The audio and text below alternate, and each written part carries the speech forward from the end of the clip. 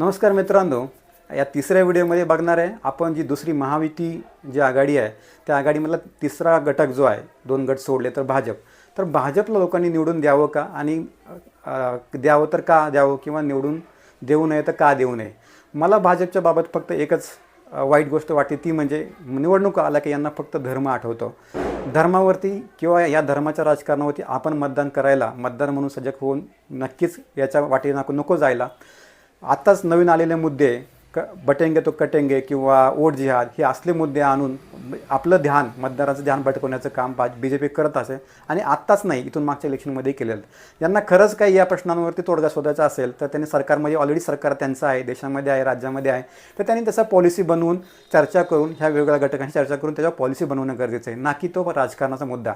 म्हणून मला वाटते BJPमध्ये काही चांगले नेते जरी असले तरी पण BJPचा जो एकंदरीत अजेंडा आहे तो चांगला नाही. त्यामुळे BJPला मतदान करताना, धर्माच्या आधारावर मतदान करताना नक्की विचार करा. धर्माच्या ह्याच्यामध्ये वाहत न जाता तुम्हाला भविष्यामध्ये काय पाहिजे, कुठल्या सुविधा पाहिजेत, तुमचा लोकल उमेदवार जो आहे तो कुठला चांगला आहे, त्याचे काय काय विजन्स आहेत, त्याच्या काही सुविधा, त्याची कामं, याचा विचार करून मतदान करा आणि फक्त धर्मावरती मतदान करू नका. धन्यवाद.